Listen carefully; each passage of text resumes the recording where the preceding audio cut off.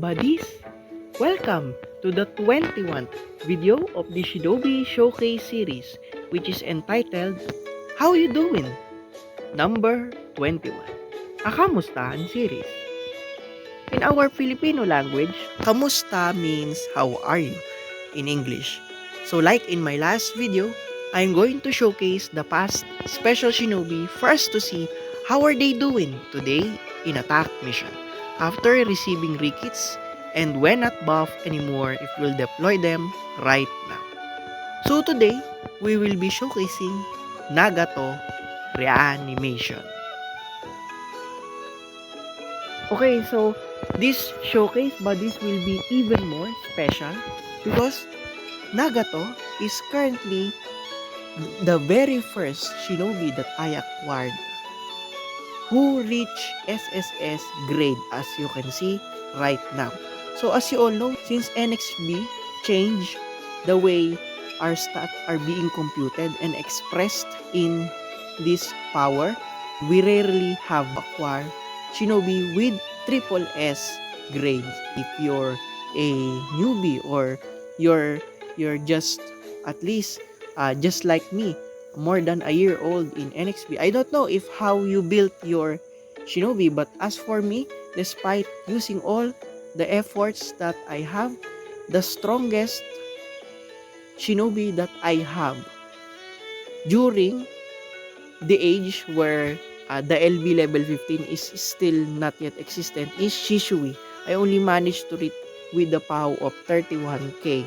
So I only managed to get double S grade shinobi, but now with Nagato I was able to acquire the very first shinobi with triple S total power. So let me show you my Nagato. Actually, since Nagato is equipped as my defender right now, this is actually the original look of my Nagato, as you can see. So he's not triple S. But for the showcase, of course, we are going to use the new LB. So that is why he will look like this. So these are his stats. So his build is mainly actually for defense, but as you can see, he had a high attack because as I have mentioned in my previous video with Nagato, I intend Nagato to be an offensive type instacaster. Okay, that is why I removed Tsunade, because Tsunade doesn't deal that much damage inside the final room. She only acts as an instacaster basically, just like the traditional instacast shinobi. But with Nagato, since Nagato 80% instacast his three-headed dog, if you don't have STL inside your final room, well, it's still good in final room. So here are his stats. He has completed triple resistance against the 3 deadly status effects, namely the paralysis, confusion, and seal. So these are his jutsu. As you all know, I have managed to make his X-ult at level 15, and these are the jutsus that I have with him. And for the band, for this showcase, of course, we are going to use Itachi Akatsuki's band because the current jutsu that we equip currently doesn't have any speed buff, because Nagato's jutsu with speed buff is that summoning jutsu bird who crashes to the ground. But since we are going to showcase double LB showcase, so we don't have speed buff, so we'll make use of Itachi Uchiha Akatsuki's speed buff. Without further ado, let's go to the battlefield and let's see the true potential of Nagato.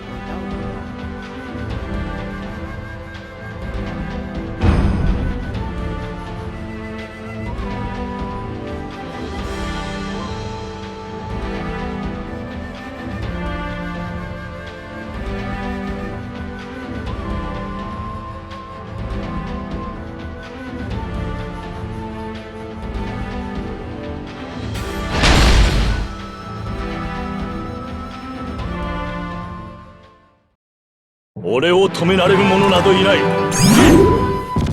のよ、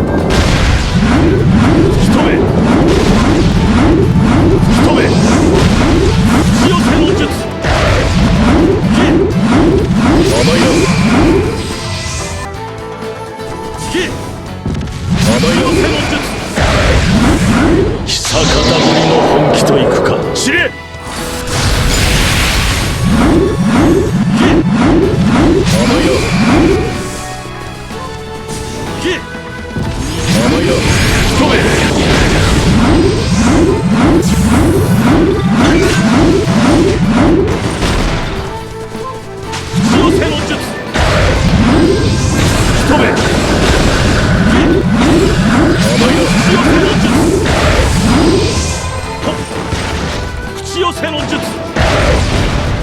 口寄せの術一目久方ぶりの本気といくか知れ甘いな一目行け甘いな口寄せの術久方ぶりの本気といくか知れ一目口寄せの術甘いな一目口寄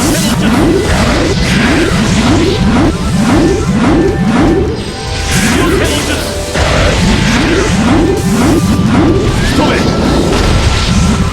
久方ぶりの本気といくか知れ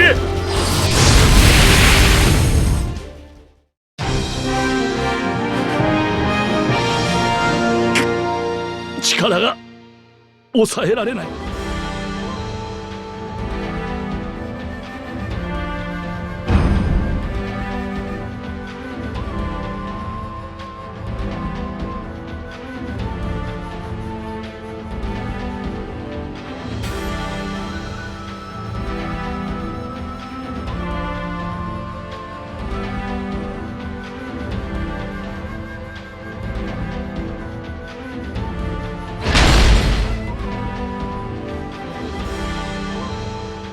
やるからには絶対勝つ。ラストぶっ飛ばす。行け口寄せの術甘いな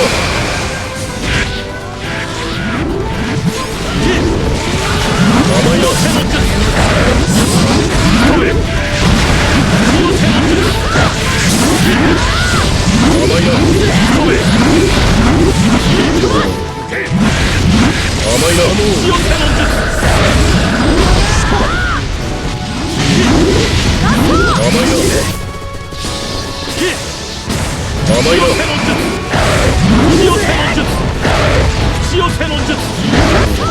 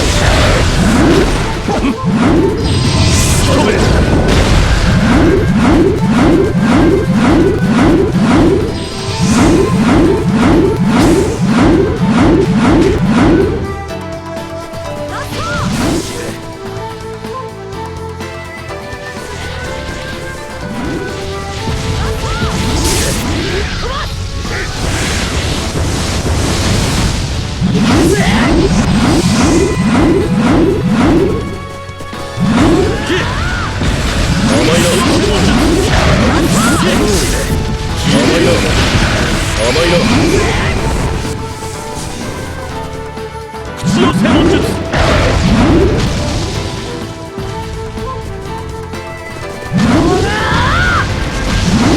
ぶっ飛ばす。行け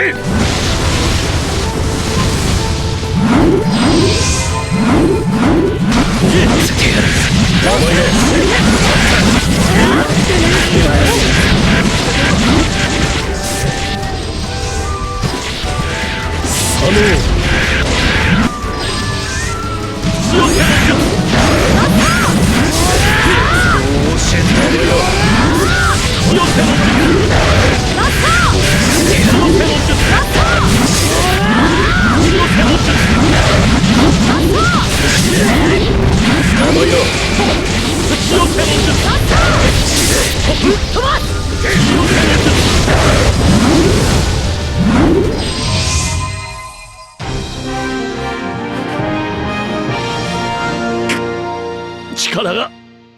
抑えられない。 Yan. So, what do you think, buddies? Well, for me, I think Nagato Reanimation's Rikit was a success. Yes, it is indeed a success. But I'm not saying that even though it is a success, Nagato is a meta-breaking, or I can say even greater than the NTL and STL, which are so OP right now. I can say it's a success because compared to the previous kit that he has, indeed there were a lot of improvements, especially with DX ult, which he already had revival because the former doesn't have revival buffs, and he was given a chance to receive an LB which is upgradable up to level 50. And overall, I can say Nagato Reanimation, without the boost and with this full potential, I can say he's a solid attacker and defender shinobi. Okay, so as we all know, if you observe, his jutsus are long range. I'm not saying that it's full room, but it has a very big range, not to mention the new jutsus. And something unique with my Nagato Reanimation is he had high attack. And as you can see, if he was built with a high attack stat, you can see how powerful he is, especially when using the LB. And yes, revival again buff is very useful during battle. Although I can say that it's not so OP or meta right now because of the existence of a lot of meta shinobi who can revive cancel. But still good, still good. And aside from that buff, comes along with it are cooldown ignored, where you can really spam your jutsu. And as a support shinobi during attack mission, if you are going with the squad, well, he is a solid support. He had high survivability, as you have observed, since Edo Nagato loves to use his 4-star 3-headed dog even in attack. And as we all know, it's through iframe, so it usually saves him from enemies in case he was separated from the main or from you itself. But with when equipped with 2 LB, he usually spams the old LB rather than the new LB. Maybe it's because of the cooldown also, because the cooldown of, as we observed in my Edo Nagato, because the cooldown of my new LB is 5 seconds. Well, also the old LB. But maybe it's really the build where if you equip. And if you don't equip the old LB but you use the Crashing Bird 4-star, which gives speed buff, it's the one, unfortunately, that Edo Nagato will spam, not the 4-star. He loves to use that. So I don't encourage using that. On the negative side of what I've observed with Nagato, during my recordings, I had a hard time entering final room. Yes, he's so OP outside, but when I entered the final room, I had a hard time because most of his jutsus are not a moving jutsu. What do I mean? For example, the old LB of Sasuke Final Valley is a moving jutsu because after he uses a Chidori, he will move forward. Unfortunately, Nagato doesn't have jutsu like that. Specifically, Edo Nagato with this new kit doesn't have that ability. And if you will observe the previous rekits that we received and the current rekits that we have, usually Bandai gives jutsu that moves. For example, Tobirama's LB, it moves. But Nagato, when casting jutsu, is stationary. Well, it does explain maybe the reason why Bandai did that, because in the anime, when Edo Nagato was revived, he was crippled. He can't walk actually. Except when after he had absorbed Killer Beast chakra. So maybe that's also the reason. And if you're not a fast hand player just like me, if you observe in the clip that we have, it's only a luck that I was able to do that fast hand. But my previous recording with Edo Nagato is really a failure because I can't demonstrate immediate use of Aijutsu upon entry of the final room. And of course, when equipped with 2LB, he doesn't have a speed buff. But of course, we can compensate it by using a follow-up jutsu that gives speed buff. So that's all what I've observed. Of course, with the LB, the perks of it, which had very big invincibility and status effect strip, Nagato has become really indeed powerful. And I can say, yes, his kit is not a failure, it's not a trash, even though Nagato does not 100% instacast inside the final room.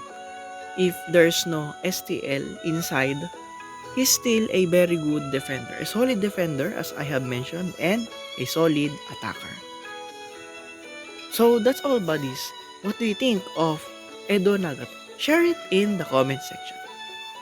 So that's all. Kita-kits, mga katropa. Kaya